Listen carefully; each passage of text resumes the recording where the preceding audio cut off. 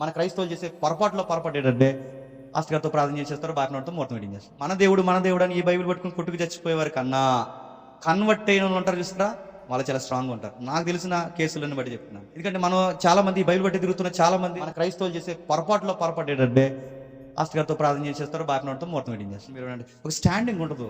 కానీ బయట వారు అవన్నీ వదిలొచ్చిన తర్వాత మీరు చూడండి, మళ్ళీ వాటి జోలికి పోరు. కానీ ఇక్కడ చిన్నప్పటి నుంచి బైబిల్ పట్టుకున్న వాళ్ళు తిరుగుతున్న వాళ్ళు చూడండి, అందులో తిరుగుతారు, ఇందులో తిరుగుతారు. ఇల్లు ఓపెన్ చేశారు అనుకోండి, ఇల్లు ఓపెన్ చేస్తే ఏం చేస్తారు, వాళ్ళు బయట వాళ్ళకి అలా నమ్ముతారు, అది అలా తగును. అలా ఆవుని తీసుకొస్తారు, డైనోసార్ని తీసుకొస్తారు, అదేదో తీసుకొస్తారు, మనకి ఎందుకు వాళ్ళు ఏదో తెచ్చుకుని తిప్పించుకుంటారు, అది వాళ్ళకి తగును. కానీ మన వాళ్ళు ఏం చేస్తున్నారు చెప్పండి, ఆవు ప్లేస్లో ఇంకొకరిని తిప్పుతారు. చెప్పండి, పాస్టర్ గారు ఈ గదిలో తిరగండి, ఈ గదిలో తిరగండి. ఇప్పుడు అక్కడ ఆవు, ఇక్కడ ఎవరు చెప్పండి, సేమ్ బుద్ధులు అడుగుతున్నాను. ఇవే దేవుడిని ఎక్కిరించి చెప్పాను. తినంగా రిబ్బన్ కటింగ్ చేసి పాస్టర్ ప్రార్థన చేయరు, కిచెన్లో కూడా తిరగపోయారు అలాగా అన్నారంటే మంచి జరగాలని అంటే ఏ బుద్ధులు సేమ్ ప్యాటర్న్ ఫాలో అవుతున్నారు లేదా?